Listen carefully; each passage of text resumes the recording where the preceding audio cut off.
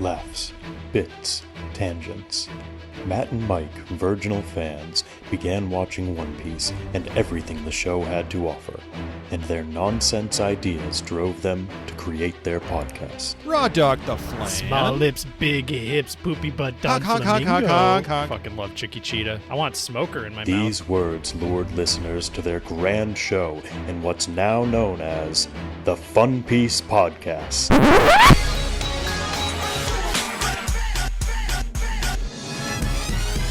Yayo, yayo, yayo, ho ho, set sail for Fun Piece. It's the name of the podcast with Matt and Mike. Yayo, yayo, set sail for Fun Piece. Hey everybody, welcome to the Fun Piece Podcast. My name is Matt. My name is Mike.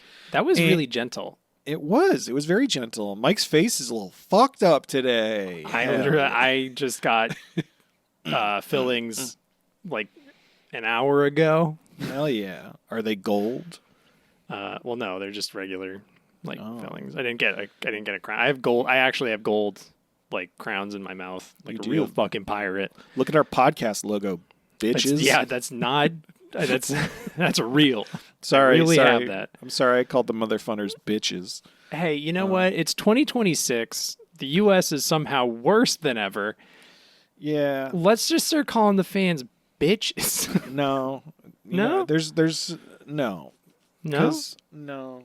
Should we They're be not better? bitches. We can be better because the rest. Okay.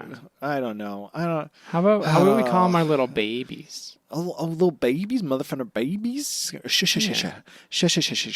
Well, I'm gonna have a cake in honor of the babies. Here we go. Oh, he's got his cakes. That's one cake. One cake. What kind of cakes do you have today, Matt? Once you stop masticating. Boy, is this boy masticating. Masticating so hard. Hey, everybody. Mike and I are watching One Piece for the very first time, and we are in the middle of Whole Cake Island. And I made a vow to you babies, you mother funners, you fun hogs. And I said, I'm going to eat a whole cake, an increasing amount of whole cakes for every episode of the podcast of Whole Cake we do. And this is technically 7. Podcast episode 7 of Whole Cake Island, which means we've watched 42 episodes of Whole Cake. Pretty exciting. Last week, I let you all down because it was the holidays. Some might say it's still the holidays, kind of. But anyway. Every day's a holiday. True. Everybody's we celebrate you, motherfunners, right now. I'm celebrating you by having another whole cake. Anyway, I have little mini crumb cakes, and I technically have 8 of them with me. So I figure it's 7 because it's the 7th podcast episode. I'm just eating 7 whole cakes. Plus, I'm going to have one little extra one because I skipped last week. So, isn't that exciting? That is exciting. So I was just seeing what, you know how like everything is a holiday? Everyone's like, oh, it's pancake day. Oh, it's donut day. Yeah, what's today? There's a few. National Whipped Cream Day. Oh, shit, I got whipped cream upstairs. Should I go get some? No, you just enjoy your cakes. Enjoy your dry cakes. National They're Thank actually God pretty It's Monday moist. Day. They're pretty moist, actually. Don't insult my cakes. National Ellen Day. Do you think I'm going to... Ellen DeGeneres? No, just I think people with the name Ellen. Oh. Do we have any mother funners who are named Ellen? Wait. Hey, mother funners. If you're named Ellen, sound off in our Discord. Link in the description. If you're not in the Discord, you should join. And we want to say, hey, happy Ellen Day. Happy Ellen Day, Mom. Oh, wow. It's your mom's day? Yeah. Yeah. Happy Bird Day. Would you say that? National Bird Day. Just bird? Just one bird? National Bird Day.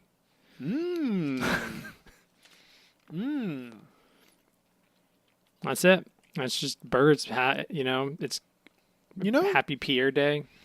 Pierre. Yeah. Oh my God. We got a lot of birds this episode of the podcast, actually. Holy shit. We have some bird evolution we do. happening. Oh my god, we have to add some birds. We have to add some birds. Okay, we'll get into this later. But like, do we have to? Spoilers, everyone, for episodes 819 to 824 of Whole Cake Island in One Piece. Do we have to count Tamago as 3 different birds in the bird tier list? He doesn't start as a bird. He starts as an egg, and an egg is not a bird. Is it though? No. Is an egg a bird? I think though? egg. I think egg is too broad a term. I think egg is too broad. Is a term. egg bird? I think. But he does become 2 birds. He levels up into 2 different birds. Okay, 1 second. Is an egg a bird? This is very important, Michael. Oh, it's also Strawberry's birthday in One Piece. I don't know who that is. He Strawberry? looks like he's a Marine. And we missed Ace's birthday, and he shares a birthday with Das Bones. Strawberry. Have we seen Strawberry before? Also, I guess everyone He was from Galley Law was born in January. including that fuck Kaku, or he doesn't count because he's not He actually. doesn't count.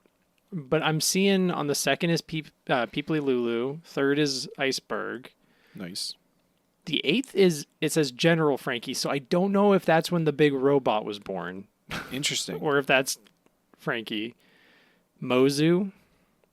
Can I? She's not. I don't want to interrupt you, Mike, but it's really important. You can. This isn't important. So apparently, Vice Admiral Strawberry was one of the 5 vice admirals who led the Buster Call on Ennie's lobby. Oh. So we have seen him We before. have seen Strawberry. Happy It birthday, does- Strawberry. in you his piece of shit. In his appearance, it does say Strawberry is a relatively straight-shaped person with a long beard. Straight shape. We need that straight representation in media. Not enough of it. He's not enough of it. You know, he's not as straight as though. Straight? What was the yeah straight that Straight? Vice Admiral Straight from fucking One Piece film Gold, or he would never take a turn ever. I'm sorry. You say this, but have you seen his hat? No, I haven't. It's gone. It's I stopped looking at really it. tall. It's this dude has hair for days, and his beard matches. Hell yeah. So he's got like a beard as long as his hair is tall. I hope we see him again. You can buy. What is this? You can buy a fucking Vice Admiral Doberman Strawberry. Oh, okay, Doberman Strawberry. You can buy a statue of him, a high quality statue of him, but this doesn't exist for Cake 7. like, more.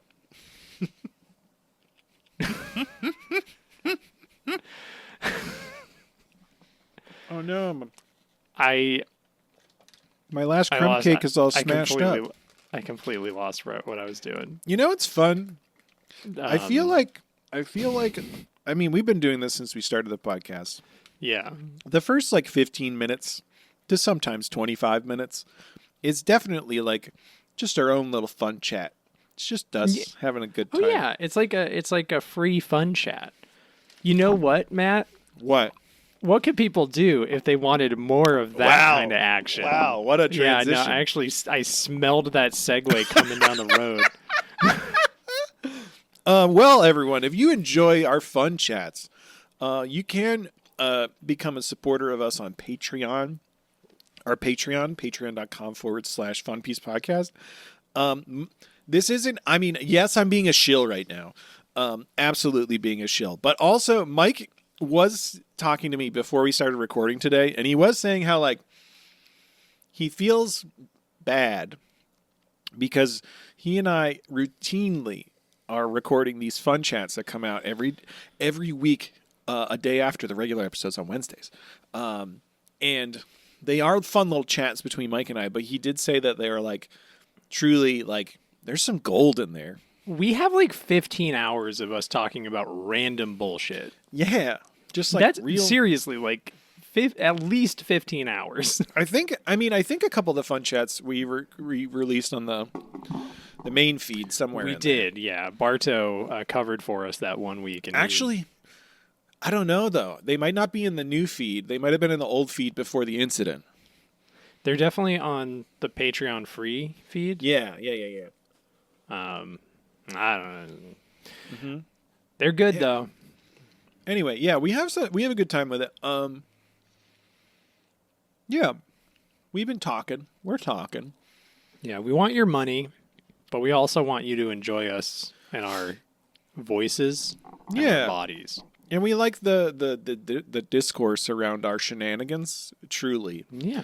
And we get into some fucking shenanigans in the fun chat. So we're doing a little bit of evaluation.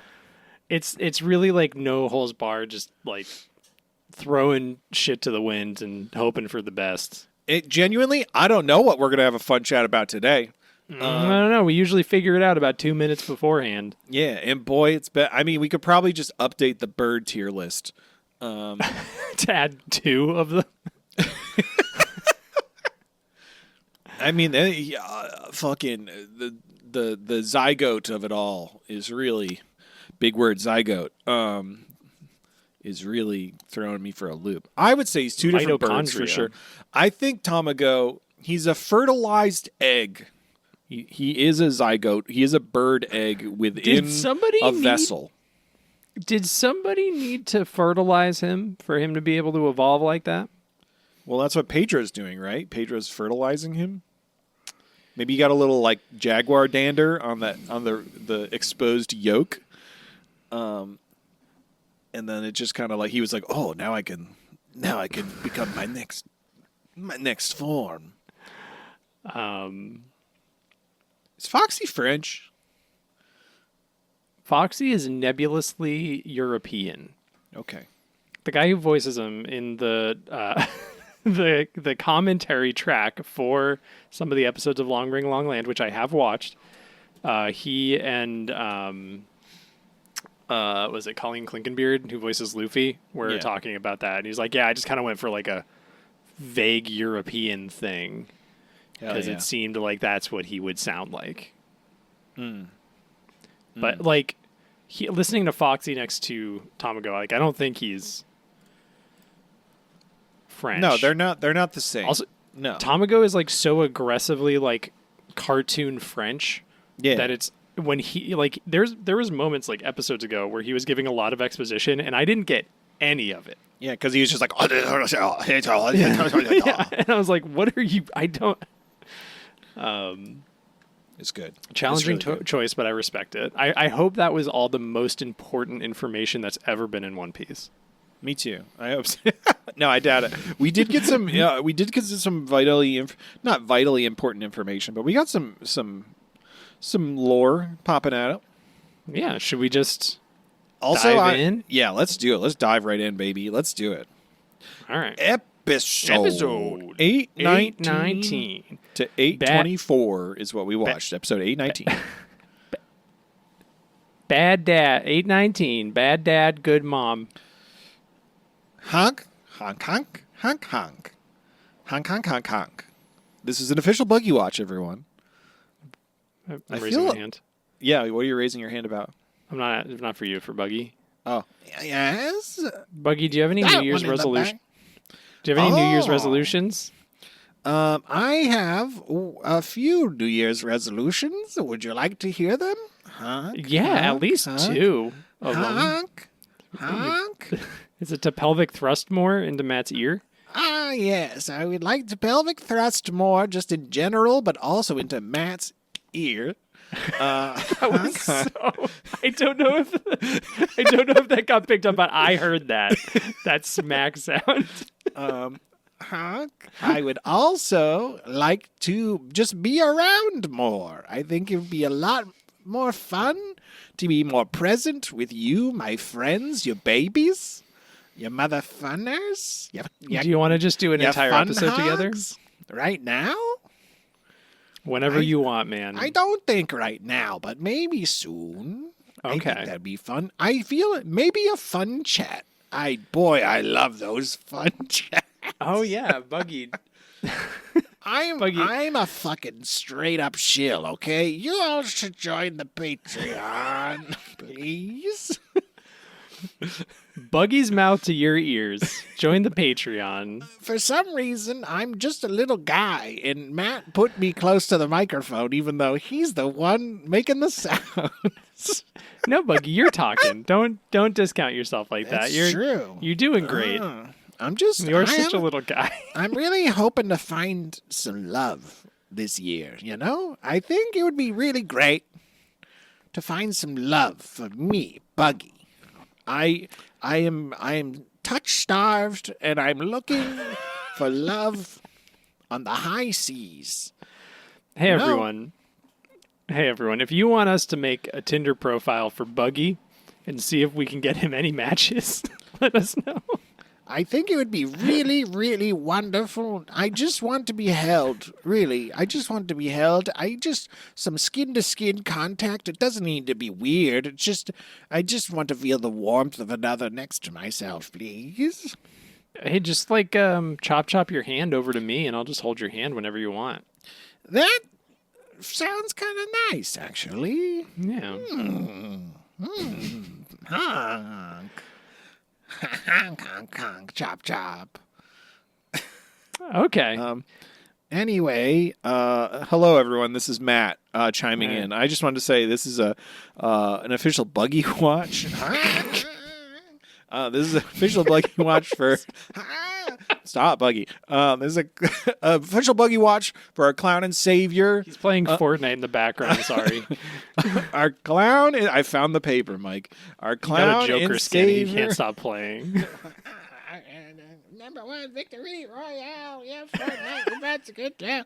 Honk, honk, honk. It's official Buggy Watch. Deepest throat on the boat. Deep squat. Never find. Pillow pet. Lesser mink. Road poneglyph. The clown hog. First is son of the sea. Bluer than Jim B. Harold Ed. Baron of Blow. The Clown Hog, Best Kisser Chop Champion, Buggy D. Kyle Clown Nefertari, Clown Prince of Alabasta, and from Wano. It's been 61 episodes since we last saw Buggy the Clown. Wow. Only 8 away from my favorite number. Can we make it to 69 episodes without seeing Buggy? Maybe we'll get to 69, and maybe Buggy will this year, because that's part of his New Year's resolution. Buggy, you're just cute. Your match just started. You should get back to put your headphones on. I'm looking for a play. red-haired lover. You know? We'll find one for you. He shows up less than you do, so but we'll try. I'm coming to the cottage. I'm coming to the cottage. Yeah. Honk, honk, honk, honk, honk, honk. You did one peacefulry. He did one peacefulry. Oh my god. Goldie Roger edition. I got that reference. Still haven't watched the rest of that I'm show. coming to the cottage. I'm coming to the cottage. It's for nobody. What is he? Is he? He's flexible. He's pretty flexible. Buggy, go play Fortnite. Put on your headphones. If you do, you can have some Dr. Pepper later. I'm gonna go get me some of that good juice. What's that called? That Fortnite juice? Yum. Bye. Mountain Dew? No, isn't there like blue juice you drink in the game? Oh yeah, good? I think it's just called blue juice. Blue juice for me. That's how I get my blue hair. Oh, it's like the girl who drank too much Sunny Delight. She turned orange. He just took his pants off and flew away. That was crazy. That was crazy. Boy, hey everyone. Yeah, 61 episodes since we last saw Buggy. He's getting a little horny. He's getting really horny. Yeah.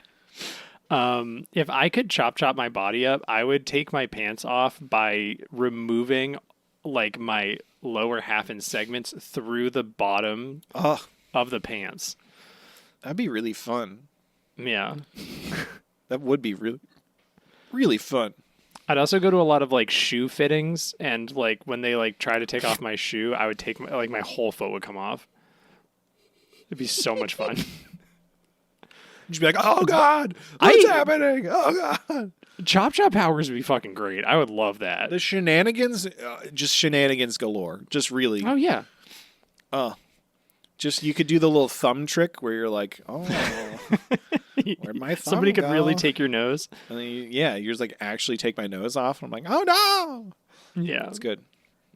If you want to communicate that you don't want to talk anymore, you just take your own tongue out and just like put it in your pocket. Yeah. Or you just pop your ears off and float them away. And people are like, what? You're like, what? I can't. It's gone. What? Anyway, hey, everybody. Episode 819. Let's go. Let's go. Fucking Reiju just sleeping in the infirmary. Oh, my God. I forgot to look up this fucking doctor's name. I don't need to know this doctor's name. This guy's fucking amazing. He's the most real. He's just like, fucking so many people need my attention today. I don't think I'm going to get any sleep. And then he's I'm walking so away. overworked. When he walks away, he just goes, ugh. The most. I was pissing myself laughing. I was watching it. He's just, ugh. Just so good. And they really like linger on him for a while. For a little while. Him and Eggplant Man are just fucking just like, oh my God. I love the two Eggplant of them Man just so much. making everything. He's like, he might become one of my top 15. Truly. I love Eggplant He is Man. the most like power of convenience character. We've been getting a lot of great, just like Juice Giant Ground Man, fucking Eggplant Man. Whole this Cake is fucking really doctor. good. Ugh.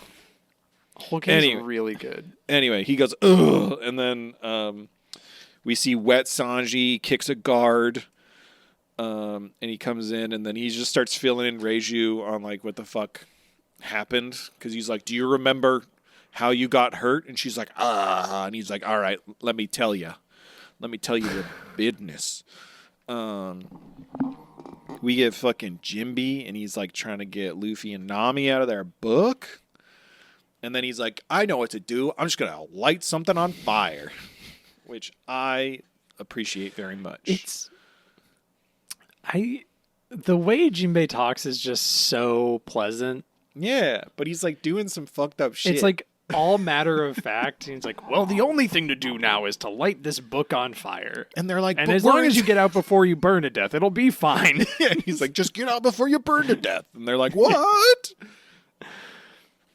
So they do, and it's great. He lights the book on fire. Nami and Luffy get broken free, and then he grabs. They hop out of the fire. Jinbe splashes water on them as they fly to the ground. And then the book incinerates, and then a bunch of other people are just like dead bodies on the ground. Just some guys. And he's like, oh, they were trapped in there too. Yeah, just some dudes. I set those people on fire, but it's fine. We don't need to talk about them. Matt, this doctor doesn't have a name. What's his name? He doesn't have a name. It's just question marks. I'm gonna call him Doctor. Yeah. Doctor. Doctor. And he did have a hat, so that means he was a real doctor because he had a hat. Yeah. An amazing God, what a cool guy. They asked Jinbe about like his like allegiance to Big Mom or whatever, and he's like, "Don't worry about it. I cast aside my responsibilities. I'm here to help." And then Luffy's like, "Okay, great. I'm hungry," and then he runs away. Yeah.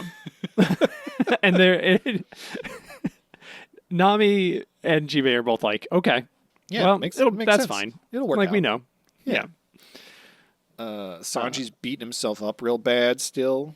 Yeah. And did you mention Nami, like, just off screen, just takes a man's overalls and makes, like, a new outfit for herself in 2 seconds? Pretty sick. Pretty good outfit. But does at least have the decency to cover him up with her, like, destroyed clothing. Yeah, it was nice. Yeah. She got those cool, like, poofy pants. It's like poofy Yeah. pant overalls. Did you ever play Kingdom Chrono Hearts? Trigger? Yeah. There's a character named, like, Marley or Marl in that. That she looks a lot like. You ever think a lot like. You ever think about those kinds of pants? What people are hiding in there to keep that shape? Like Like, what do you Like a think? lot of like increasingly large hula hoops. Yeah, or is it like that to keep a structure, or is it like do they just got like a bunch of pillows in there? I like to think that like maybe it's just like some helium so they can like be a Ooh. little lighter on their feet. Ooh, that's fun. Or just Yeah. like a bunch of gummy bears, but it's like one big gummy bear you shove your leg through. Matt, I would get a lot of citations for indecency because if I had gummy bears in my pants, my paws would just be down there all the time, Just and digging around, just digging feeling around, around. just yeah. Hell yeah. I'd be reaching into my pants, pull it up, put it in my mouth, and I'd be like, "What is he doing?" Hell yeah. Hell yeah. Sorry, my brain just broke a little because I was listening It's all to good. I was listening to a different podcast today. Yeah. And a phrase from it just popped into my head, and I was gonna giggle about it, but then I was like, I'm recording my own podcast. I shouldn't do that. What's the podcast? Let's just give him some free. Free advertisement for my brother, and me. Oh, okay, bim bam, yeah. It's they're naming 2026. I'm like halfway through the episode. It's really exciting. Okay. I haven't listened to them for a while. It's been a long time. I don't listen to them as much as I used to, but I always listen to the year naming for sure. This one starts with a bang, which is great, and then the one I was thinking of in my head is just off the cuff. They weren't actually like Griffin, not off the cuff. Griffin wrote it down, and he's like, I'm going to show this to you. I'm not going to say it out loud because he's like, this isn't going to be it, but it's going to be funny. Do Man. you want me to share what it is? No, I think people should go listen to My Brother and Me because they need the advertisement. They from definitely need us. the advertisement. Sorry, we I can bet cut this out. I bet nobody who listens to My Brother and Me listens to. There's probably no crossover there whatsoever. I get fucked up sometimes because I'll be listening to a podcast. Yeah. Like there's like 2 podcasts I keep up with, and one of them consistently will be like a thing we talk about one week, they will talk about the next week. And again, no crossover, like actually genuinely no crossover happening there. I 100% believe that. But it kind of Interesting. fucks me up. And then sometimes I have to think to not steal their jokes. Yeah, that's fair. That's fair. I'll tell you what I was thinking about off air. Okay. All right. What you were talking about before was how sad Sanji is and how Reiju believes in him. Yeah, he's beating himself up, and Reiju's like, she's just like, I want to fucking destroy Germa. They can fucking die. I do love, like, she's like, what happened? I don't remember. Like, I think a soldier shot me by accident. And Sanji's like, no, that's not what happened. And she's like, oh, yeah, no, I believe that. Pudding's a piece of shit. I was on to her, like, day one. Yeah, like immediately. And it's just like, okay. I love that there's, like, this thing that could be a complication, but it just gets shut down immediately. Yeah. Which is very fun. Like, it's unusual. There's so much other shit going on. It's like, we don't need to do this. Let's move on. Well, this is Let's like, move forward. How many times in a movie are you like, could they just talk to each other and resolve this? And Sanji Yeah. literally does that. Yeah. He explains the situation to his sister. His sister's like, I believe you. Like, why wouldn't I? Why would I believe anyone here other than you? The fucking the obstacles to overcome for this particular part of the story has nothing to do with the emotional intelligence of these people, which I appreciate. It's just like literal obstacles of fighting people or getting through people. Yeah. It's like, Yeah. it's like, we understand. Everyone's a little more emotionally involved here. Yeah. Everyone's a little more in touch with how they can manage their own feelings as opposed to maybe some other Straw Hats who are not. Yeah. Yeah. Anyway. Usopp. Anyway. But yeah, she's pretty much just like talking to Sanji and is like, nah, I think we should go. I think Germa 66 should fucking... Yeah, she says that. She tells the Sanji bricks. he has to stay alive for their mother. And then we get a lot of flashback to Sanji's mom was pregnant and she didn't want the quadlets to be super soldiers. So then fucking Vinsmoke forced the surgery on her to like make them super soldiers. So then she in turn took this toxin, which the bottle said toxin, so you know it's a toxin. Yeah. She took a It's toxin. nice when they're clearly labeled. Yeah, she took a toxin that undoes the super soldier and makes babies have feelings. I guess like it seemed like she was just taking poison. That was strange, but whatever. Anyway, it's One Piece. There's weirder shit happening. So anyway, she ended up having the quadlets, but Sanji was the only one who was affected into having feelings, while the other three were still super soldiers. It felt like it kind of suggested that he got like super feelings, like he feels more. Yeah, that was interesting. Yeah, he's very emotional. Yeah, overwrought. Yeah. Sanji cannot watch a movie without crying. Does not matter what it is. That's fair. Yeah, he's fucking watching, the Grinch Who Stole Bitches, and he's just tearing up. The Grinch Who Stole Bitches. I don't need to know. I was flipping over through my TV, and it came up as a suggested movie from Tubi. This is not me doing an advertisement for the Grinch Who Stole Bitches. I probably watched like maybe 10 minutes of it, and then I was like, I don't need to watch any more of this. It seemed like they spent a lot of money on the opening credits, and then the rest of the film not so much, is what I got from the Grinch Who Stole Bitches. It was very interesting. I was having a fun time, actually. But then I was like, it's after the holidays. I don't need to watch this. Are you just watching it right now? No, I'm looking it up. I don't know. Next year. It's like the Grinch gets out of jail. We'll do it for a watch along. We'll remember that. Hell yeah. Anyway, Sanji's mom dies because she took that toxin from the bottle that says toxin. Yeah. And then which Sanji made her sick. Crazy. Yeah, it made her sick. Crazy. And then Sanji's at her grave giving flowers, being sad. His brothers come, beat him up on her grave, and then the dad stomps on the flowers, and they're like, "Weak boy, you suck." Yeah. Ha ha ha ha ha. Was Judge not a piece of shit at some point to have like landed this woman?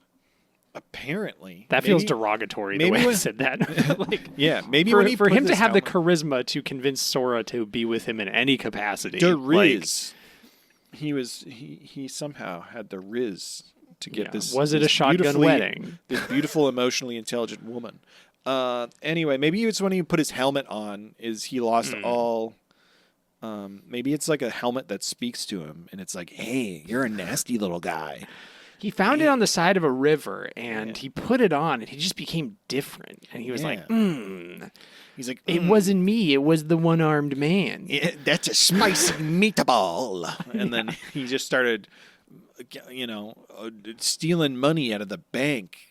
And that's why he put a mask on Sanji, because he thought maybe it would make him more like him. His name's not actually Judge Vinsmoke. It's actually Stanley Ipkiss Vinsmoke. Do you remember that time? What else happened? Poison. Sanji made her happy. He kissed his dead wife right after she drank all the toxins, and he blew smoke out, and he went, "Smoking." Anyway, that's it. Reiju says that their mother's kindness lives on in Sanji and his humanity. And he's the future she wanted to see. Yeah, he's the light we all wish to see in the world. The light. Who is your best dressed? It was the doctor. The doctor. The doctor. He remarkably, I didn't write him down as my MVP. I should have, but he felt too forward. He felt like the crux of this episode. Like, you're not going to miss him. So I did give it to Window Rat again, because we get to see the scene. You do see Window Rat. Where Sanji's dad yeets a rat out a window. This is fair. Yeah. Episode 820. He's broken. Ooh, that's pretty good. I like this. A lot of these episodes is just a lot of action, like nondescript action happening. I'm just saying. I have a lot of notes that are Luffy running and yelling and fighting. Literally, the last and couple episodes, and I'm like, Luffy running in the rain, Luffy fighting in the rain, Sanji running in the rain. Anyway, at this point, Luffy's running through the chateau, and he's beating up dudes. Isn't that crazy? Cadenza shows up. That's literally it. Yeah. Reiju is just like telling Sanji, she's like, don't worry about the people in the Baratier. They'll take care of themselves. Like, get out of here and figure it out later, which is the smart thing to do. She's not wrong. It's like nobody's actually going to go for them. That's so far away. It's so far away. And also, they're very strong. All of them are like fucking former pirates and chefs who know how to use knives and like beat the fuck out of people. Like, they raised Sanji. They're not just and like the people who are there pushovers. Are also going to, like, the patrons are probably also going to be really strong pirates. Yeah. Like, it's not just like, it's not like they're just like sitting lonesome, like being like, oh my God, the strongest person we ever met, Sanji, is out there. We'll miss him so much. Oh my gosh. Also, I feel like every time we cut back to Reiju and Sanji for the next couple episodes, it's her being like, go, get the fuck out of here, please. And he's just like, oh, I don't know. And she's like, what if I just died instead? What if I just died instead? At one point, she's like, stop thinking about it. There's nothing to think about. Just go. You literally met this girl 2 weeks ago.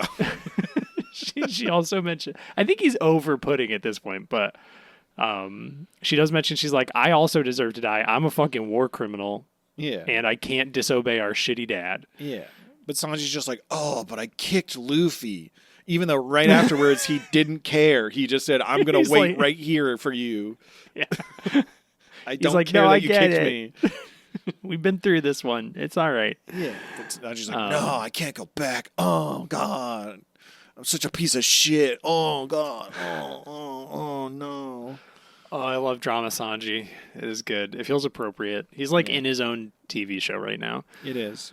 We cut over and we see Tamago. He's been yoked and he's going, le cheap, cheap, cheap. Le cheap, cheap, cheap.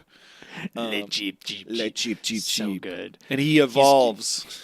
He's digivolved into Viscount Hayako. Yeah. I wrote bird tier list alert.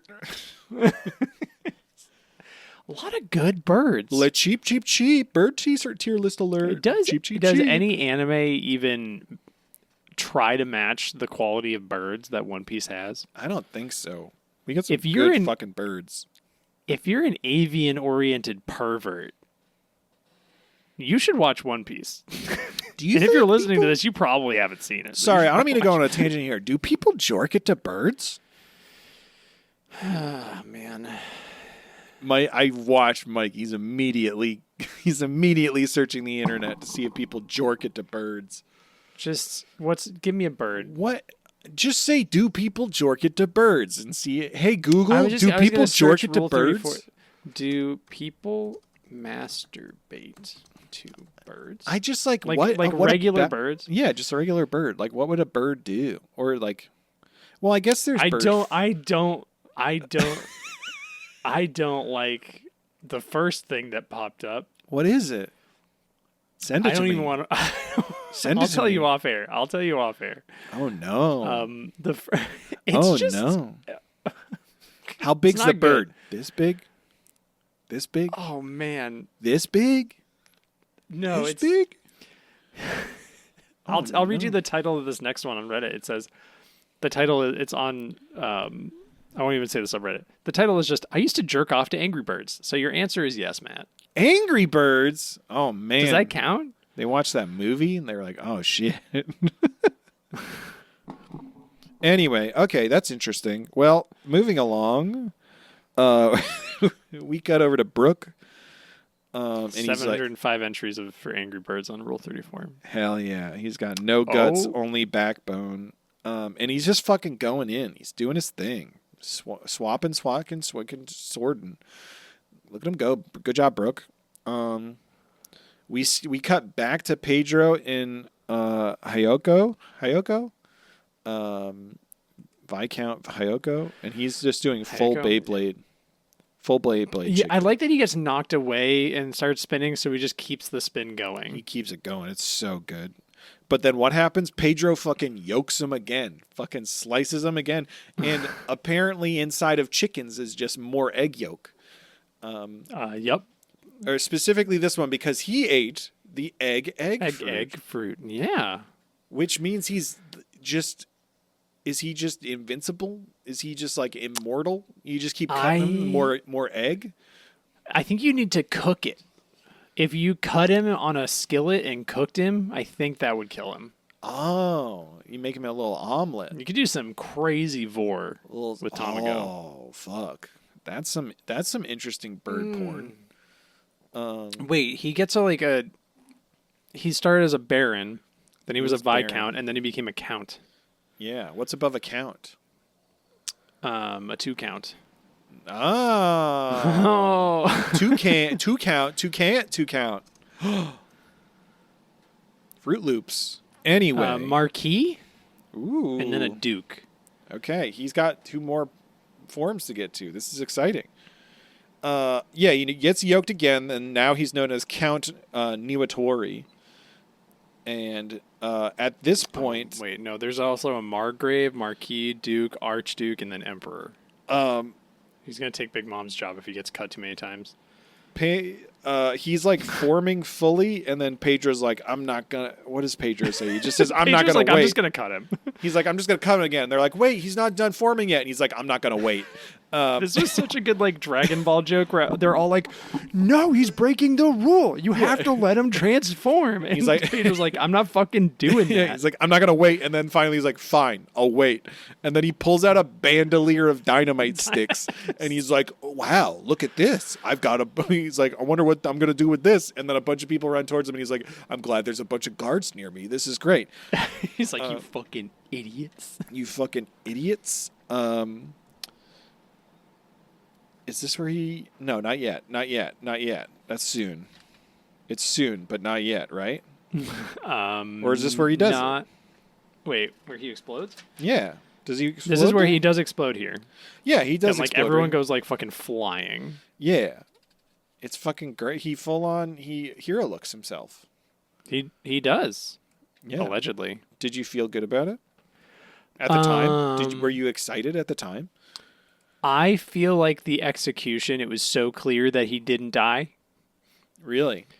I was like, this would not be how they kill Pedro. Honestly, I was kind of hoping it was. I was like, that would be fucking sick if he's like, no, I just blew up. And I think he would have to do more damage than that. I think Tamago would have at least had to get like Dragon Ball Z, like just melted in like a beam of like fire, deep fried, pan fried. Yeah, exactly. Yeah. Well, but instead he was just, who knows? Soft boiled, if you will. Anyway, fucking. Luffy chokes a guy out. What kind of egg is on the Benedict? What kind of egg is that? Poached. There we go. Poached, That's the yeah. one. Anyway, Luffy's still fighting. And Brooke fucking stabbed Big Mom, but her skin was so hard that it didn't do anything. Big Mom's too hard. Yeah. He does cut Prometheus, though. He does. Just a little cut. A little no. And then he's playing dead.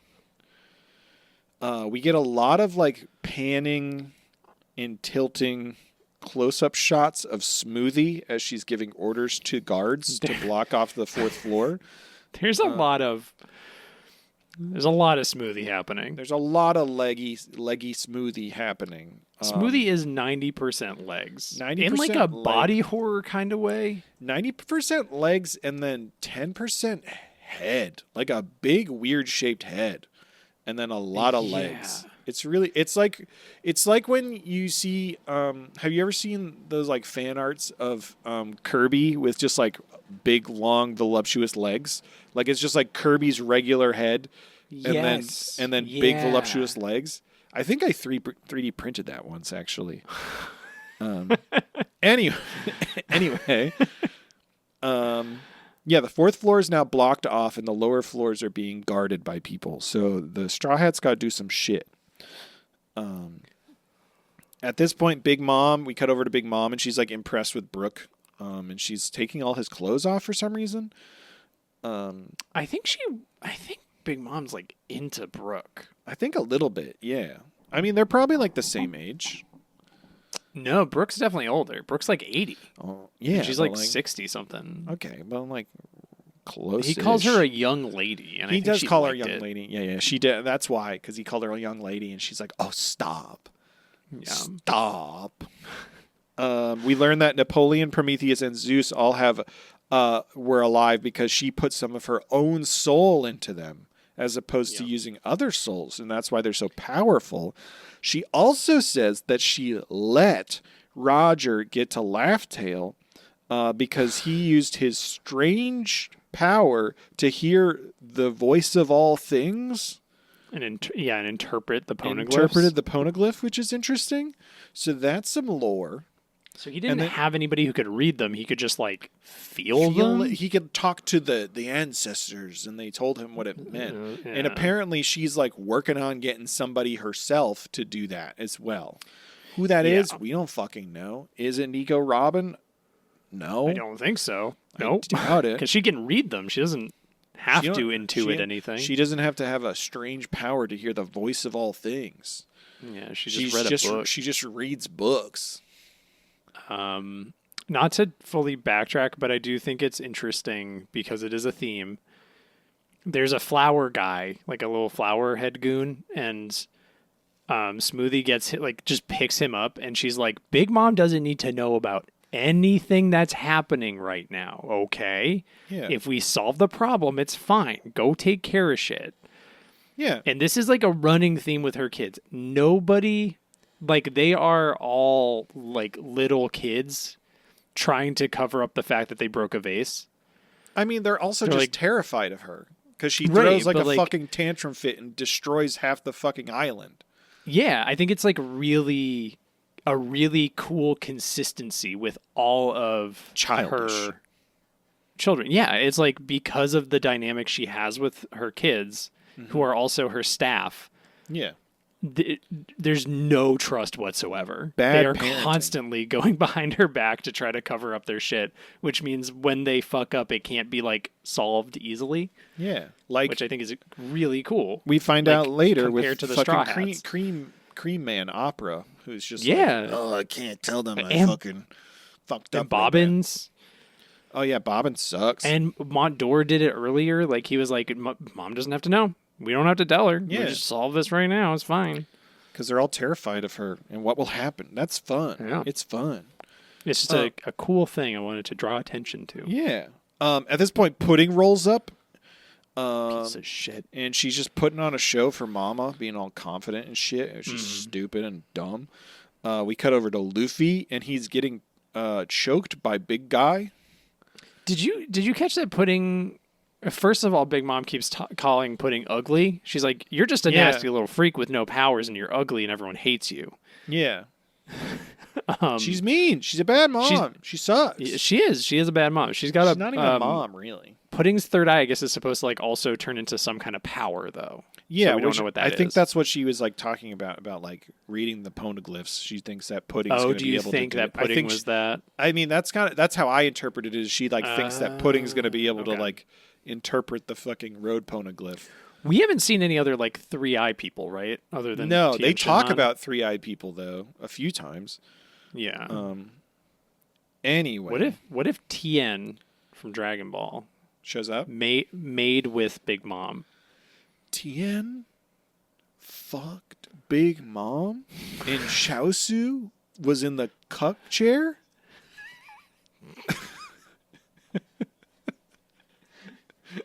Just cheering him on. He was jumping back and You can forth do it, between Tien. He was you can do it, Big Mom. He was jumping back and forth on their backs as they Could were you rolling imagine- around. Could you imagine Tien in bed though if he did that like multi-arm thing? Oh gosh.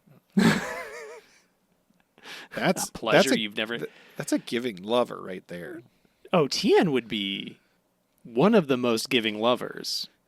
TM, I think but he might be bad at it, but he Hell would yeah. try really no, hard. he's gonna try really hard. He's gonna do everything he can to make you feel special. There's no way that Krillin is not the best lover in all of Dragon Ball, right? He's a cop though. He's a cop. Before He's a cop, Mike. He's a cop. His wife is a robot. Okay. You don't have to. He doesn't Some AI is need good. to. Some AI is good, He Matt. doesn't need to be good in bed because his wife is a robot and he's a cop. Sorry, I don't mean to burst your bubble. We all know the best person in bed of the Z Fighters is Vegeta. I don't think that's true. I think it's true. I don't think that's true. How come? I think Bulma would be doing most of the lifting in that situation. I don't know. I think she's like, no, you do the work. I think he Vegeta. becomes a better lover, Okay. but without a doubt, Goku's the worst. Yeah. Easy. Agreed. Easy. I'm just taking jobs out of the equation because Vegeta has committed multiple genocides. So taking that out of the question. They unrelated. He can have committed multiple genocides, but also be a very giving lover. Yes. And Krillin is a glorified mall cop who chooses to not use a firearm, but instead just slap people with his superpowers. Sure. I think he's fine. And don't besmirch Android 18. I'm not besmirching. She's still a human, and she's got a feeling. She just can't get tired. So the fact that he can keep up with that, I don't know. All right. How about it's none of them? Let's think about the other Z Fighters. Okay, it's Mr. Satan. It's Mr. Popo. It's Mr. Popo. It's Yajirobe and his cat. Oh, no.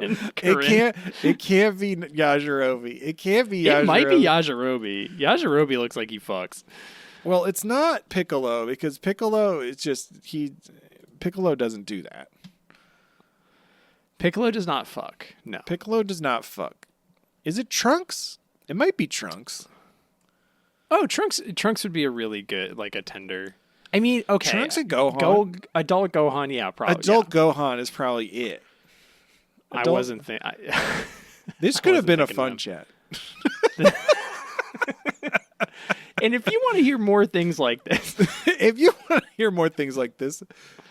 it's definitely not Yamcha. Yamcha's the worst. It's definitely. I think he's Yamcha okay. Yamcha and Goku are right on it. I think they're both bad. I think Yamcha is okay, but not long term. Yeah. He's gonna do things that get too freaky and make you uncomfortable. Yeah. Without a doubt. Yeah. How about Good Boo? You'd have to ask Mr. Satan about that one. Oh yeah. He gets that good boo every Wednesday night. Every Wednesday night, baby. Hey boo, I'm feeling a little tired today. I just need a little break. No, all right. Which ear hole am I sticking it in? What do you think he can do with that antenna, though? I don't know. That's what I'm saying. We are only 2 episodes in. It's Jesus fine. Christ. Fucking everybody's getting in the hyperbolic time chamber. Getting Oh my busy. God. I was like, oh, this needs to be a short episode. I'm tired. I said that too, but here we are. Okay, well, we'll pick it up. We'll pick it up. All right. Are you ready? Email us to let us know who you think the best we have Z 4 Fighter is transponder at snails too. boning. We've got things to do. Okay. Anyway. Okay. Big Mom is impressed by Brooke. Shifa. Well, I already said all this. Reiju tells Sanji that he's like, oh, I can't fucking leave. Oh wait, sorry. I'm jumping ahead. Luffy's getting choked out by big fucking what's his face. No, he's choking him. He's what? Oh, yeah, sorry. Luffy's choking him. the big guy. Luffy gets choked later. Sorry. Cadenza. Sorry. He's choking Cadenza. Sorry, he's choking Cadenza for information. We cut over and Reiju tells Sanji that the bracelets that he has on aren't actually the explosive bracelets. She switched them out for normal ones, which I think is also very funny, where they're like, we set up this big thing. Oh, it's not that big a deal, actually. Sorry, it's not. It's not actually You can leave whenever you dangerous. want. You can leave whenever you want, but I thought it was going to be, she's like, actually, those don't explode at all. They just said that. They just said that. Those don't explode at all because turns out you can just say a lie. yeah, You can just tell a lie and everyone believes it. yeah. Anyway, fucking what did I write? Find friends. Oh, she just basically tells him like, you got to get the fuck out of here. You like make friends like your friends are only once in a lifetime. You need to go get to them now. And that's the end of the episode, Michael. That's it. We did it. MVP Flower Goon. Hell yeah. My best dressed was Brook in his undies, but also Viscount Hyoko. Yeah, Hyoko. very good. Yeah. Good bird. Good bird. Good bird. Episode 821. 821. Luffy versus a window. Fuck yeah. Fucking Count Niwatori, formerly Baron Tamago, is just looking at a crater where Pedro detonated himself. Yeah, he's in shock. And he's like, how could he do this? We were going to fight for ages until we both had no eyes and no limbs. Anyway, we cut to the mirror world. Chopper and Carrot are just doing their shit. They found Pedro with a mirror. Where was the mirror? Like immediately. I don't know. A very It was in the conveniently side. is a conveniently placed outdoor mirror. And yeah, apparently it was Pedro's plan where he's like, oh, they're here. I guess I'll just blow myself up, but then jump through the window or the mirror. Or the indoor outdoor mirror. I don't fucking know. Whatever. It do doesn't you, matter. Matt, do you think there's a mirror on Laugh Tale? Perhaps, but I think the mirrors only count for the island. Oh, do you think there's going to be water in between? Probably, yeah. Or there's That just would like make sense. a large expanse of vacant no mirrors that you have to go through. And it's like really dark and Scary. she's like, you can lose yourself in there. Don't go. Yeah, it's like a sensory deprivation chamber, but you're just walking. That'd be crazy. Yeah. Anyway, Carrot drew beautiful versions of the Straw Hats. this girl drew Yowie. This, yowie. This, This art, I'm like, Carrot definitely just drew pictures of her favorite characters kissing yeah. in this style. She's been doing that. She's been drawing the Straw Hats kissing since she met them. What's great is she is good at drawing. Like, these are solid. It's just like all like the same beautiful face, and it's amazing. Yeah, it's very good. So she's got that, so they can show the mirrors to be like, where are our friends? We see Luffy still running around taking out big boys. Big boy shaves. What's the big boy's name now? The second big boy? I didn't write this one Exactly. Luffy does more punching. He does an down. armament hockey For punch some reason, fight. this guy I just didn't give a shit about. I didn't either. I The didn't next care about guy, the big. though, I didn't care about the big boys at all. I did not. The care. next guy, they put a lot of English on his whole business. They It did. was like he was just treated like the biggest bad ever. Yeah. It's kind of crazy. This one, he and Luffy have armament hockey punch fight, and then he puts Luffy in a headlock and starts squeezing him. And at this point, I was like, Luffy's made of rubber. This shouldn't be doing anything to him at all.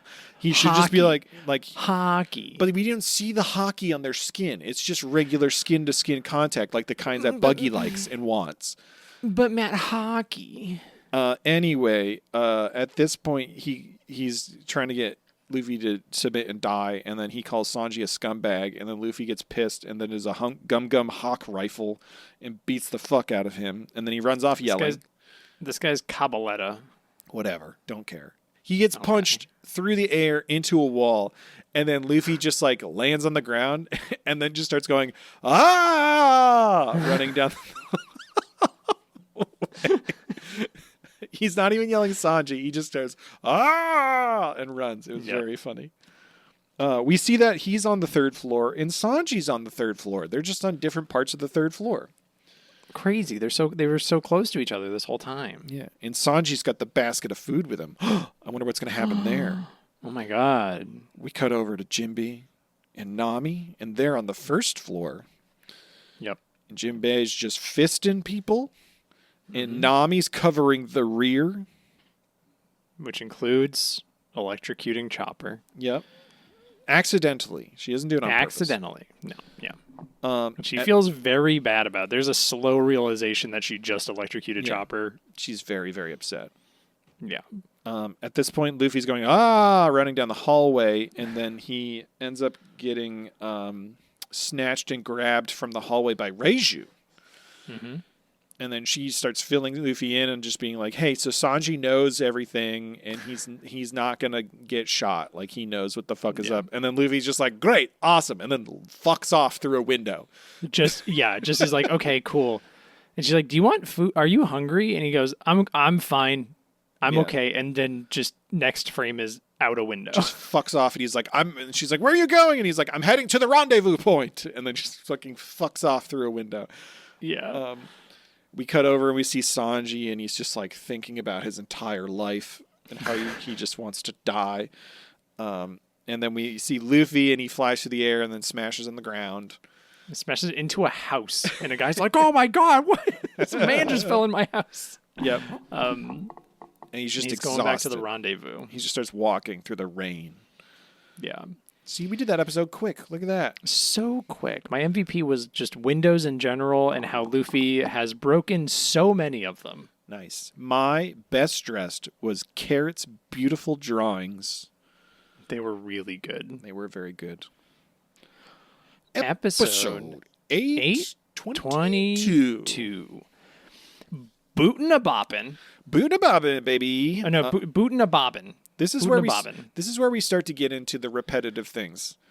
Luffy's in the rain, exhausted. The rest of the Straw Hats are in the mirror world. Brule starts like dicking on Jinbei, saying he's treasonous. And then he's like, hey, everybody, just so you know, Big Mom wanted me to spin this roulette wheel and give up my life. And I didn't do it because I'm not dumb. I could just walk away from her, and it's fine. I was convinced that Jinbei's going to be like, yeah, I got 20 years taken off my life. But I love that he just like saw the roulette wheel, and he stood up, and he was like, okay, never mind, and walked out of the room and just said, I guess I don't have to tell her I'm leaving. Yeah, I guess I don't have to be honorable about it. I am a pirate, so it doesn't fucking matter. He was like, actually, this is rigged. Fuck this. Yeah. Like, and just, good job, Jinbei. He's just was like, never mind, and just walked away. And she was like, man. Oh, I'm glad he's staying. Yeah.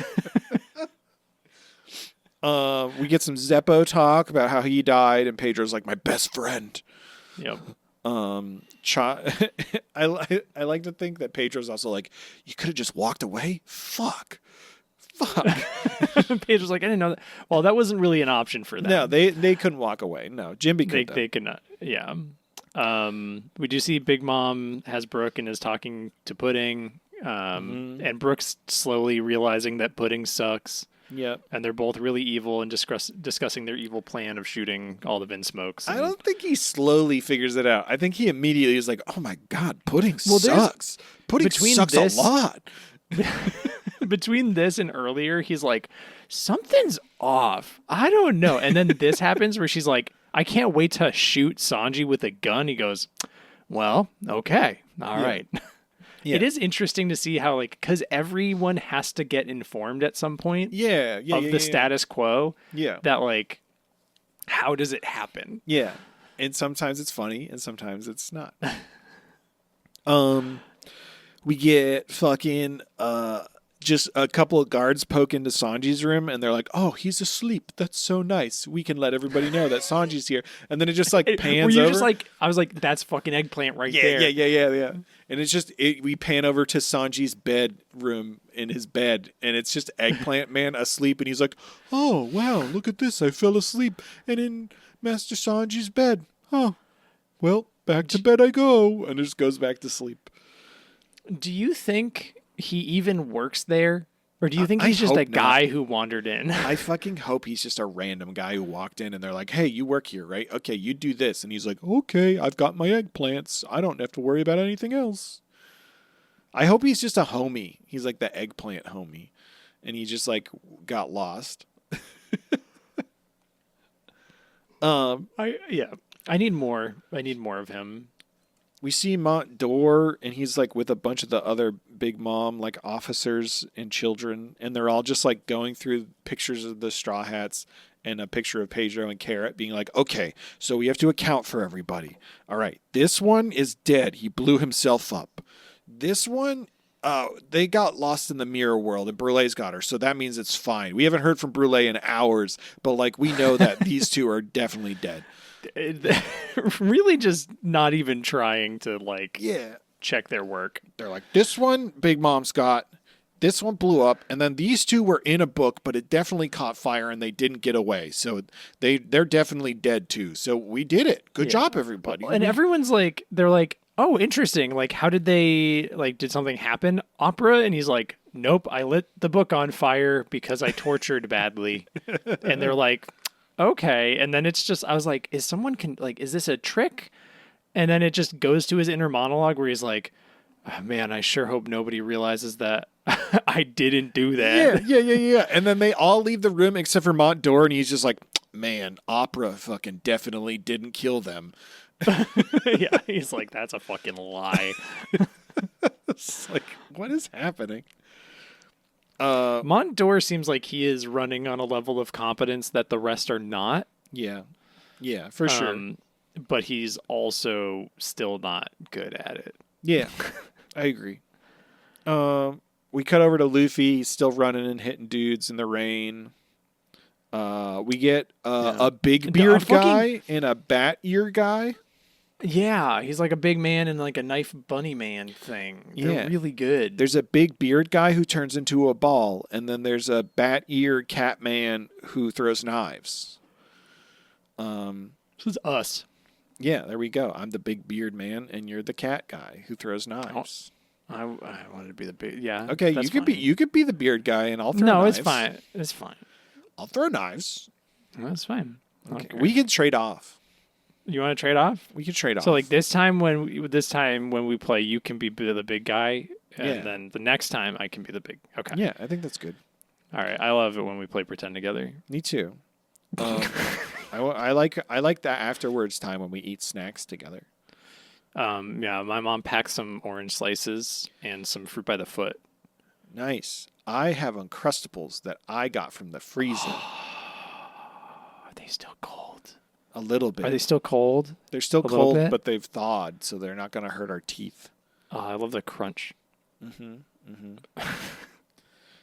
I used to in college. I went to a school in the north, near a couple of like mountains. So we would go behind the wall. We would go snowboarding. We wake up early and go snowboarding before class.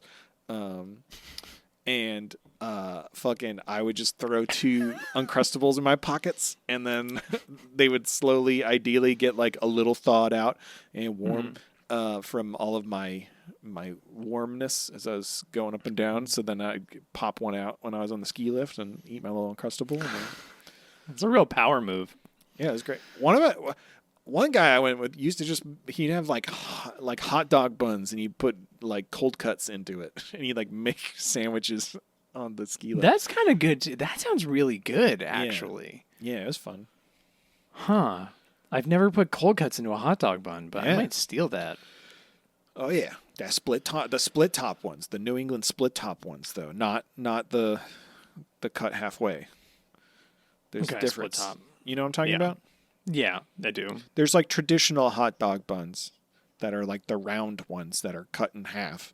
But then there's like the split top ones that people also use for like fucking like lobster rolls and shit. Yeah, they're like thicker. Yeah, I like split top. Yeah. If you tell us your preference on hot dog bun in the Discord, link in the description, or send us a transponder snail at funpiecepodcast@gmail.com. Was that our most boring tangent that we've ever gone on?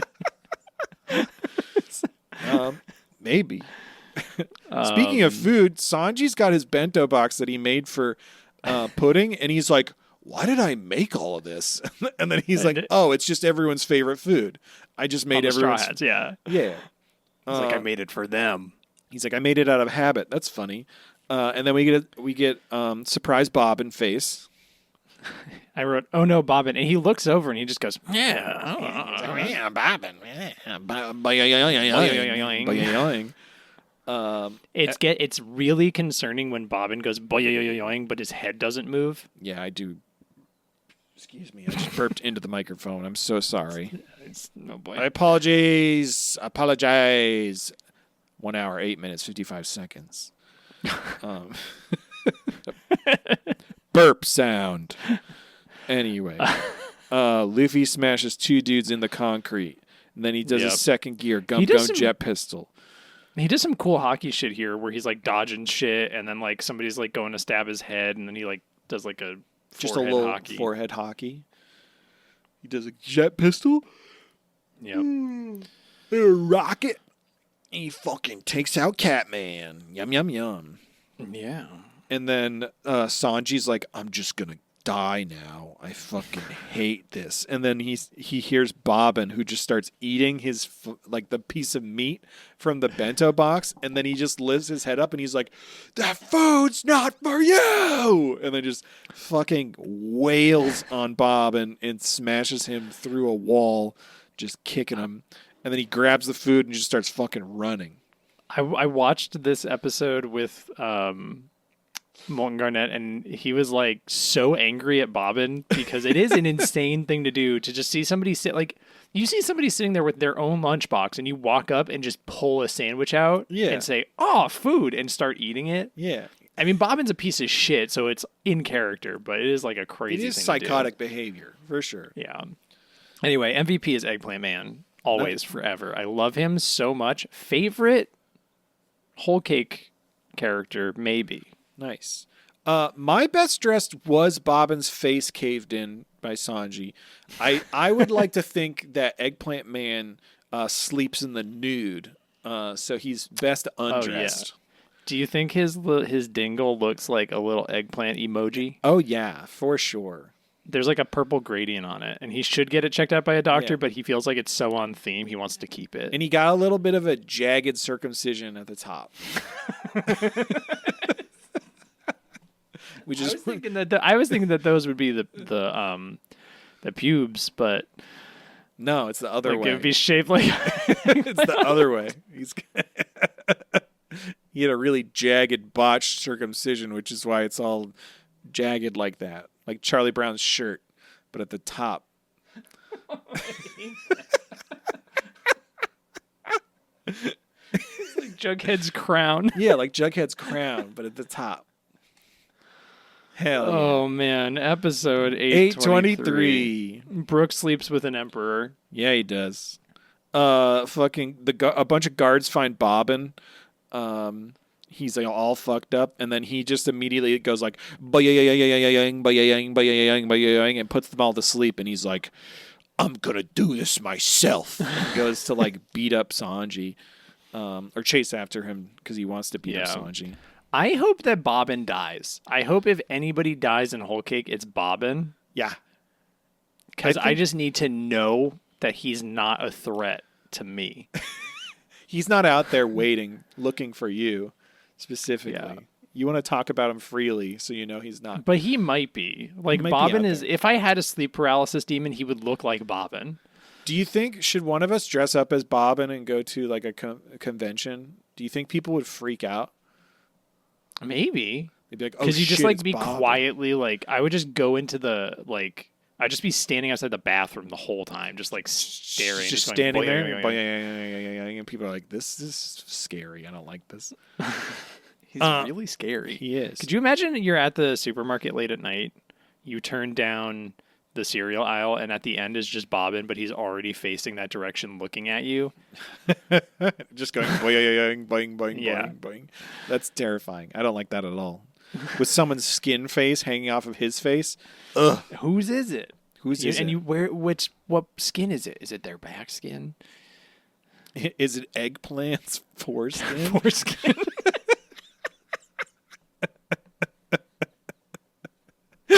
That's why it's all shredded at the bottom. Oh my god, this is. How dare he? How dare he do that to Anyway. Eggplant Man? Anyway. the mirrors haven't seen Brook, Luffy, or Sanji, and so they're like, oh, well, that must mean Luffy and Sanji aren't in the chateau. We see Brule being shifty, Discount Tram Man being all fussy, and they're like, fucking walk, and he's like, oh, you're so heavy. And then we finally see a big mirror, and the big mirror leads into Big Mom's bedroom, and Brook's being held like a little stuffed animal by Big Mom. And they try to, Brule and Discount Tram Man try to wake up Big Mom, but they get like gagged and tied up more. Yep. We see a fly flying around the bedroom, and then just gets smashed and beat the fuck up by everybody except for Brook. Big Mom and Prometheus and Zeus and Napoleon are all just like beating the fuck out of this fly. Everyone in the mirror world. This fly is freaking related out. to Bocce. Who? Bocce. Which one's Bocce? Bocce's the fly that fell in the soup in the Baratier. Oh, maybe. I was trying to find if this fly had a name, and I don't think this fly has a name. That's fair because it's dead. Everyone in Mirror World is freaking out. They end up. I don't remember who had the dead body. Someone just has a dead body, and they put Nami seaweed. Nami found a dead body. Yeah, Nami in just like found the a execution chamber. That's and what it was. dressed Yeah. up like Brooke. And they just dress it up with they just dress up a fucking skeleton to look like Brook, and they're like, "Hey, we just found this dead body, and we put some seaweed in the hair, and he looks like Brook." And everyone's like, "Wow, he really does look like Brook."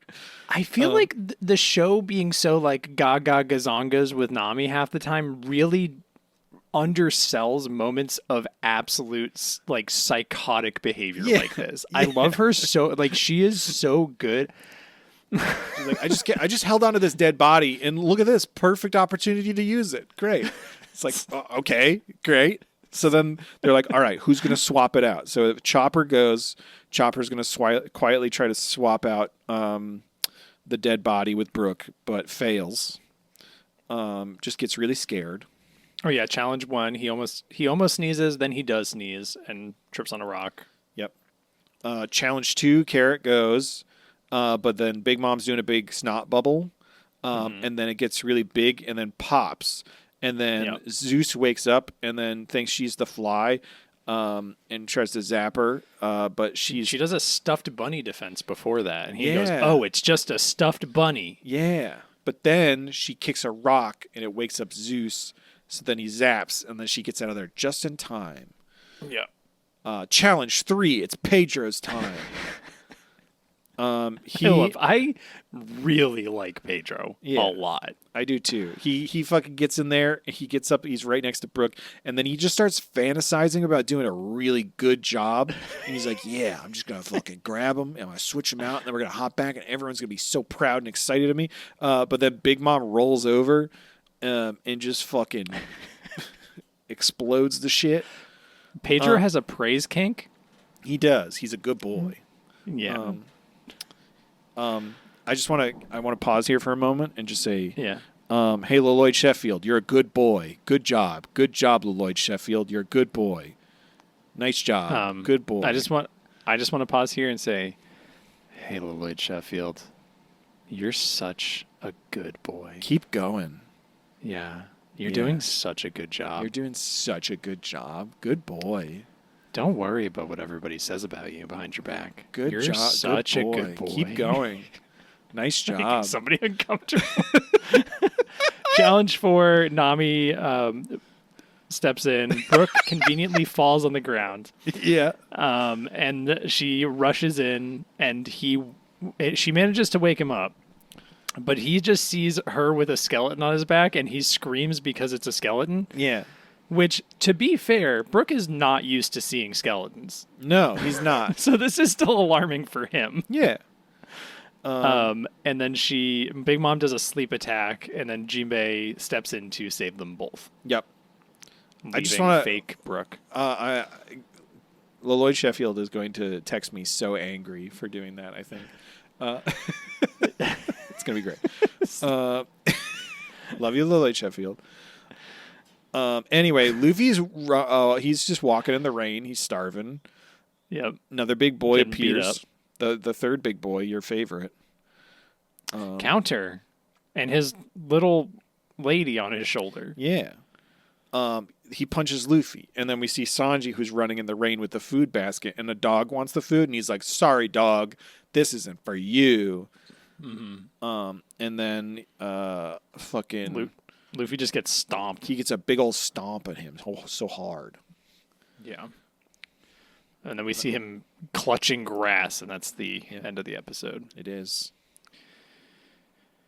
My MVP was the fly. Nice. My best dressed was fake Brook, and Nami. Frook and Nami, I thought. Yeah, I like this. Nami fits solid. It's a good fit. It's a good fit. Yeah. Our final episode of the day, episode 824. 824. Bobbin gets his. Hell yeah, he does. Does he? Yeah. Oh yeah, he does. Somebody shoots Bobbin. Yeah, somebody shoots Bobbin. Who is it? Which is like, I was like, man, I hope Bobbins fucking dies. And then somebody shoots him, and it would be really funny if Bobbins just like face down in the rain dead. What if it's Peckham's? What if it's Peckham's? Is it this episode where we get it confirmed that Peckham's is okay? Yeah. Okay. Like, oh man, relief. What Thank if you, it's Jinbei. What if it's Peckham's? And what if Peckham's is now a member of the Revolutionary Army? And it's just like Peckham's, and because we see like, please, we see Bobbin get shot, and then we see like 3 bodies in the rain. We do see a silhouette of a guy, and I'm pretty sure it's that like tongue man who was obsessed with the Vinsmokes. Lelo. Yeah, whatever his name was. I think it's Lelo. Because he had guns. He had pistols. Yeah, but what if it's Peckham's? I would love that. I really want Peckham's to kill Bobbins. Yeah. Because I love Peckham's, Yeah. and I'm glad that he's okay. Yeah. Anyway, sorry. We need to jump into this. Let's get this done. Are you ready? Luffy's back up after he gets stomped. Sanji's hoofing it. We get a lot of beaten up Luffy. We get Bobbin running in the rain. We get someone with a gun. Brook is shocked about everything. He's just like, what's happening? We're in the mirror world. This is crazy. Pedro is apologetic, being like, I'm so sorry you got trapped like that. That was crazy. And Brook just is like, no. This is a big deal. We had to do this. We had to like take a chance because we never would have had the opportunity to do this otherwise if they knew we were coming. And then he just opens up his head and pulls out fucking the copy of the Road Poneglyph. And he's just like, here you go. I got it. And everyone starts freaking out. I sometimes wish I had live reactions because I was watching when Big Mom enters the room and they're like they like specifically have a scene where they search all his stuff. I was like, it's in his fucking head. He got copies and he put it in his head. Like I was like, I know that's what happened. And I was so jazzed when I was like, I'm right. I fucking knew it. And everyone's like, Brooke, you're the best. And he was like, I know. I did it. They're like, I can't believe you did this. You did that? And he's like, yes. And everyone's like, oh, this is great. Oh my God, this is so good. Brooke just fucking smooth ass criminal in this arc. It's insane. He does that in 2 seconds, and then he says, I'm gonna go fight this giant woman. Yeah. Solo. Yeah. And then take a punch from an emperor? Yeah. And then right after he reveals he has the Road Poneglyph, he's like, do you think this deserves a little panty peek? And then he gets beat the fuck up. Which I did enjoy. I love him, but hey, you gotta. I mean, he's not. Bobody's nerfed. He's not pushing it. He's not being creepy about it. He's just like, maybe I did a good job, so maybe I get a little treat.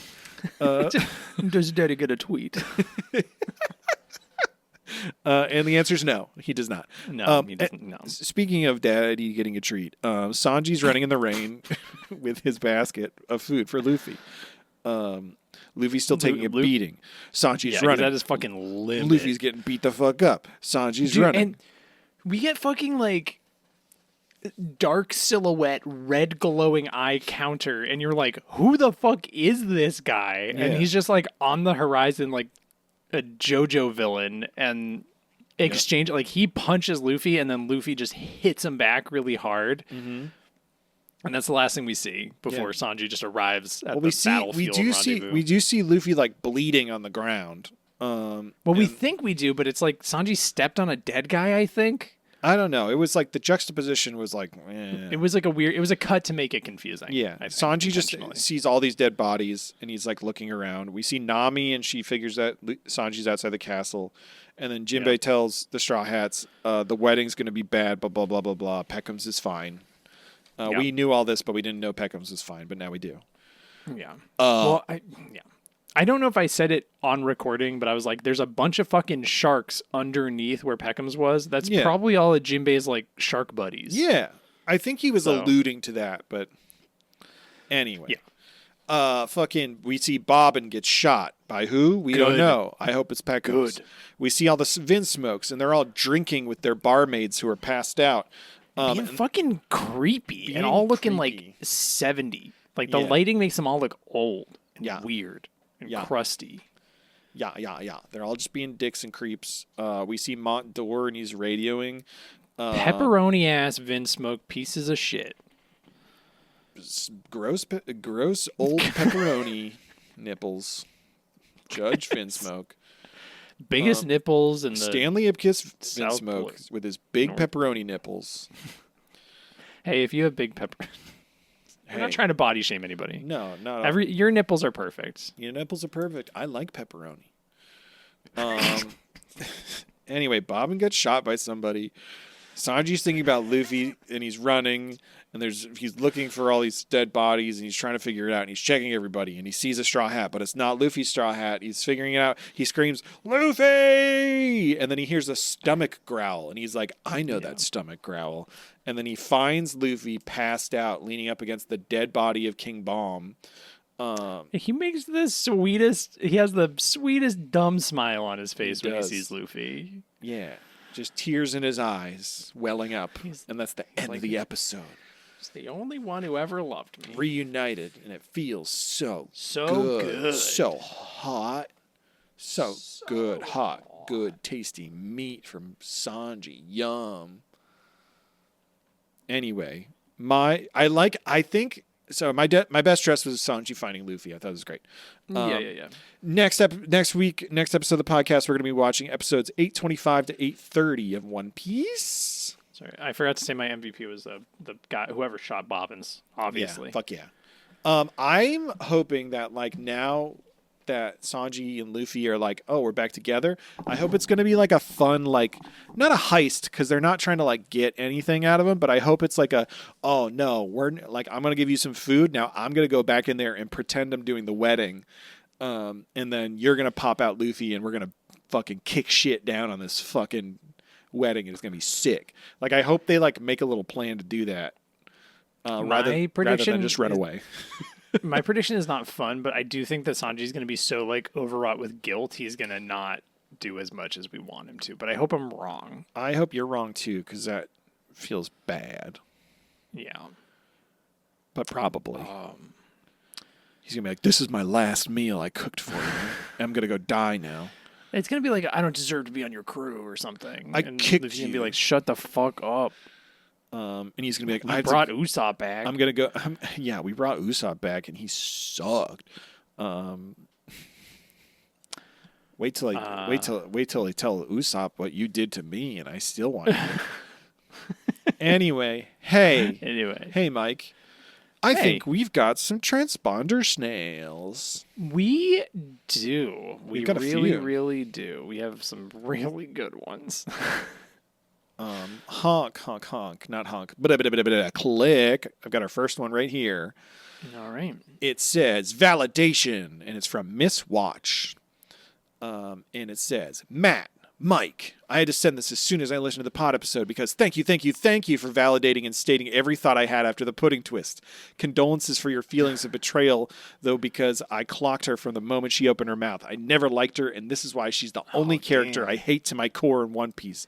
And she's a real piece of shit. This was like a good, like, man, I actually trusted her. Top 3 hates for me being Matt would be Pudding, Kaku, and Clawhador. Fuck those 3.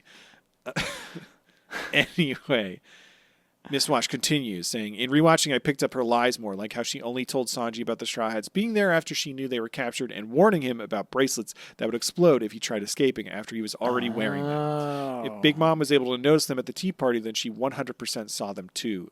Mean face emoji.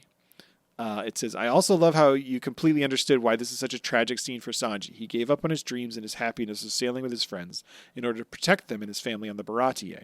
He resigned himself to being around his abusive family and cruel emperor, suffering the rest of his life, basically doing what he tried to do on Thriller Bark, giving up his life for the sake of his loved ones.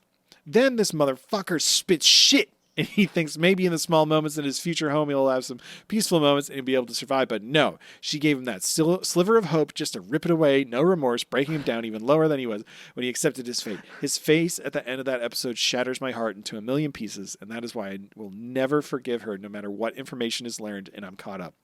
Adding to that, on the opposite side of the spectrum, based opinions on Reiju, guys. My third favorite character in all of One Piece right after Sanji.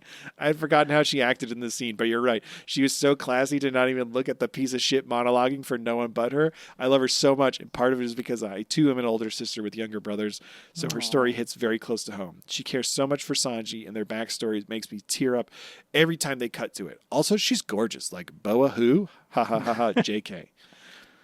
Anyway. We do love a pink-haired... We do. Badass. Pink-haired older sister. Hell yeah.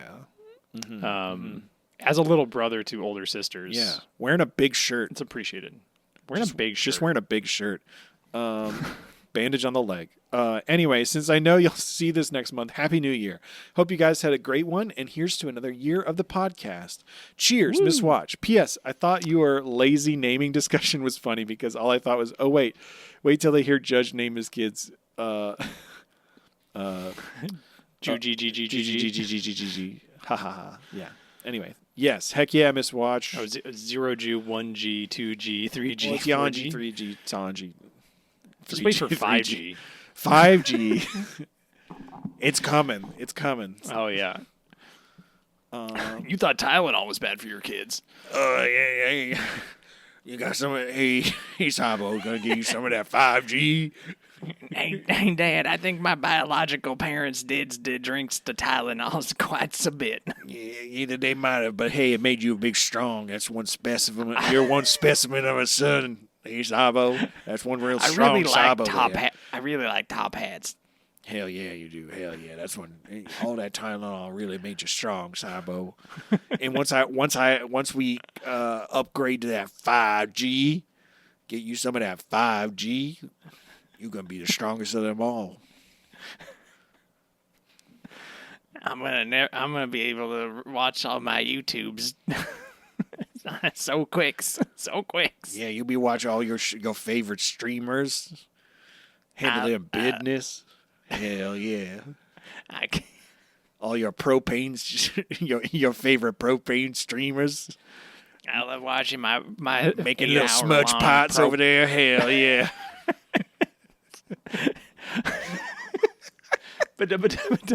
Click.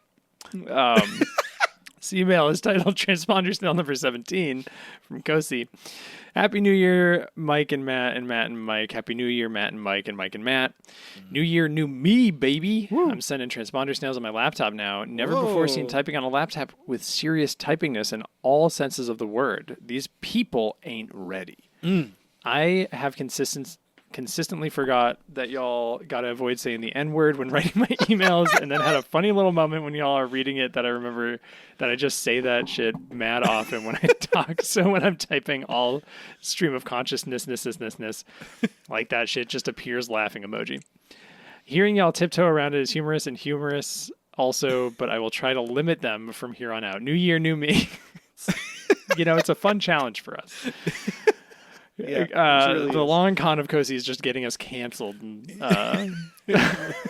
Just week to week, being like, they're gonna say it this week. They're gonna say it. They're not racist yet, but I'm gonna make them. New year, new me, baby. After listening to y'all's episode, I decided to reread some of Whole Cake because I had no idea who the fuck the eggplant guy y'all were talking about was. Laughing emoji. One of the funniest things with this podcast is that it's been actual years for me now since I've experienced and read what y'all are talking about. So y'all are talking about this fuck-ass eggplant man, and I am lost.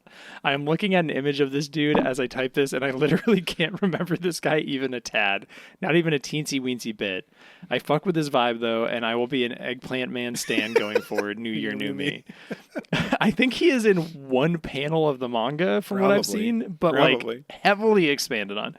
New year, old me in this case, though. Check it out. Whole Cake is so freaking fucking good, dudes. Holy shit. Y'all are at like my fave part of the arc, and by fave part, I mean literally from pudding reveal to end of the arc is peak. Oh, hell yeah. Big old mountain peaks of storytelling coming your way for really. It was like you're climbing to the top of Everest, and then you get there, and there's just a ladder going up. Straight into the air. Who knows when it stops? Sky ain't even the limit, baby. Do these there are exclamation points after every sentence. I want to just make a note of that. Do these peaks peak at any peak, or does the peaks keep peaking new peaks? Find out next time on Fun Piece. New year, old me, still listening to Fun Piece all of 2026. Gonna have to pry my podcast listening device from my warm, alive hands. I'll tell you that for free. Peace and love also, Kosi. Thanks, Kosi. Less than 3. Sky Pika, am I right? Sky Pika. All right, I got another one, Mike. This Click. Oh, This one's a little more visual. This one's from Miss Dustercat on the Discord. It says, Happy New Year. Hi, Matt and Mike. Happy New Year's Eve.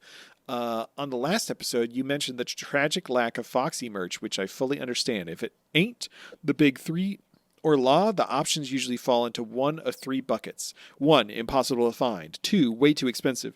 3, not safe for work. Robin is my favorite, so yeah. So, in the spirit of the new year, I figured I'd try to fix that with a piece of art combining Foxy and Flan, raw-dogged, obviously. I know it's not technically merch unless you print it out. I also just realized this is my last finished piece of 2025. Amazing. Thanks for the great show, Miss Dustercat on Discord. P.S. I've included, that's for us, this with the files. I will not read out the link to the file. HTTPS. Anyway, Miss Dustercat has created a beautiful image of Foxy wearing nothing but a coat. Nothing but a coat, posing on top of some lovely flan, raw-dogged, of course, with just a whipped cream and a cherry in front of his loins. And boy, this is beautiful. It's gorgeous. Miss Dustercat, if you want to share this in the Discord, you can. We will not do it. Please. You sent, share this. Yeah, you post it online. Tag me. It's incredible. It really, really is. And Fox is wearing his boots too, which I like. Send this to Netflix and say, hey, this is fan art for my favorite podcast, and this cool guy, Mike, should play Foxy in the live action. Yeah. Hire him. He will gain weight for the role. Yeah. And his co-host, Matt, just wants to be on Team Foxy. He'll be the big square guy who... You'd be Hamburg? I'll be Hamburg. I'll be Pickles. I'll be Big Pan. You would be whoever. You would be a really good Big Pan. I would do Big Pan. You kind of look like Big Pan. I'll do whatever I got to do. I'll put on a little hat. I won't wear any clothes except for just like a Speedo. I'll do it. I'll be Big Pan. Fucking Christ, man. I type in Big Pan into Google expecting a One Piece image, not remembering that it will show me big images of a Big Pan. Hey, that's it. Anyway, thank you, Ms. Dustercat, for that beautiful image. We cannot it's beautiful. It's just so good. It's so good. The dripping just like top, the custard. Oh, it's beautiful. Anyway, we got one more transponder snail for today. Michael. Amazing. Yeah, sorry. I was just looking at this picture some more. This one's from Sturmwerfer. Sturmwerfer. Werfen die gets out of the house. This one titled "Roommate Problem Need Legal Advice." Hello, Matt and Mike. I thought I'd transpond about something entirely different today. So my roommate has reconnected with an old friend who has been present at our shared private domicile quite a bit lately. At first, he seemed decent, a nerd, if not a bit of a meathead. Then the liquor came, and he began spouting off white nationalist dog whistles, all lives matter, 11%, and a lengthy diatribe of on a certain religion I'm not going to get into at all. My first reaction was to attempt dialogue to sway him, but that quickly became, I need to strike this man physically when it got worse, to the point I had to disengage. Should I have done the Luffy thing and struck the Nazi, making an enemy of my roommate and his friend, creating a hostile home life, or should I scheme other means of deterring Nazi presence in my house? Best regards, Werfen die bigots out of die house. Oh, man. I think you need to be very direct with your roommate, being like, your friend's racist, and that's not okay. Yeah. And then if your roommate has an issue, With that, and you'd be like, are we friends? Are we tolerable of each other's existence? Or should one of us, should your roommate start looking for a new place to live? Start small. Anytime this friend is over, just boot up a Wolfenstein game and just start shooting Nazis and make eye contact with them. That one like Captain America comic like cover where he's just punching Hitler in the face, frame that on your wall. Yeah. I mean, in like a perfect world, I think we would love to just Luffy it up and just punch a person in the face for having bad ideals, but we do live in the world that we live in, and there are like legal repercussions that can come out of that. I mean, fuck the legal repercussions. Like the reality is, like you're living with a person who is connected to this person. Like you need to help your roommate disconnect and become a better person. Yeah, for sure. Or I will say, if this person does come around, I would say just keep asking them. Tell me more about that, and just like keep asking them to explain their views more. And like even more, if they say a bigoted shit, be like, really interesting. Okay, can you explain that more to me? And just like then record it and post it on social media and make them even try to make them more uncomfortable.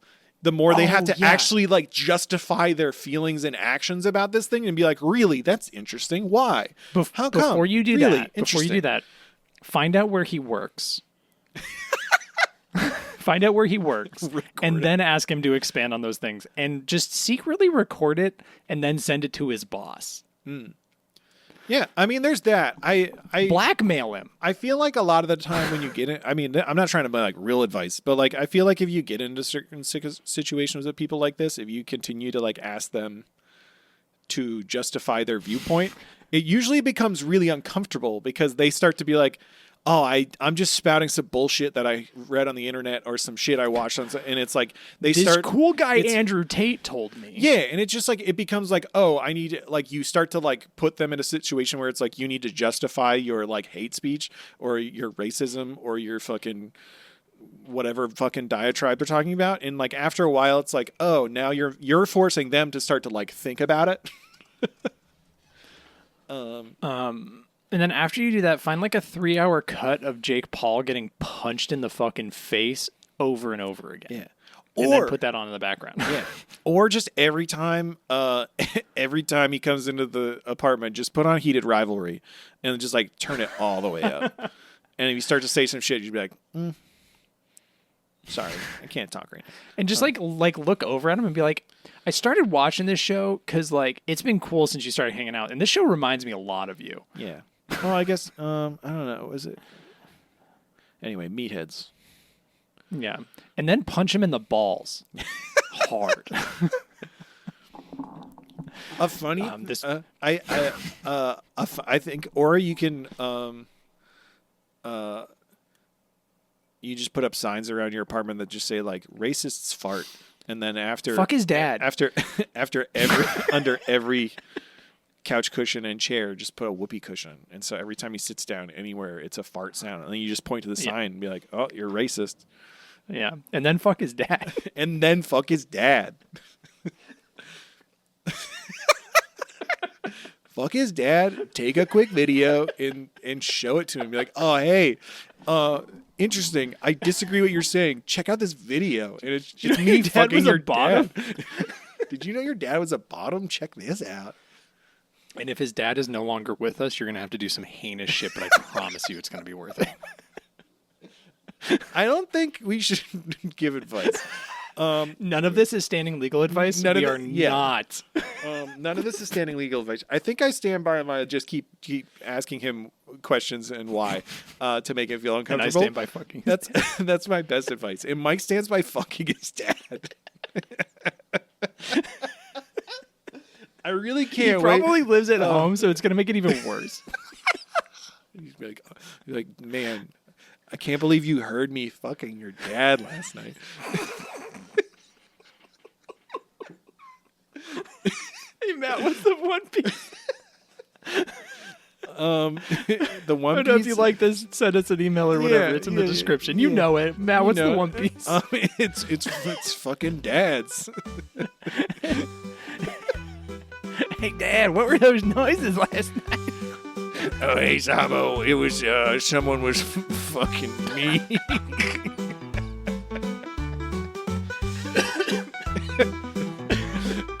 Hey, everybody, go listen to Bim Bam. Fuck your dad right on the I'm done.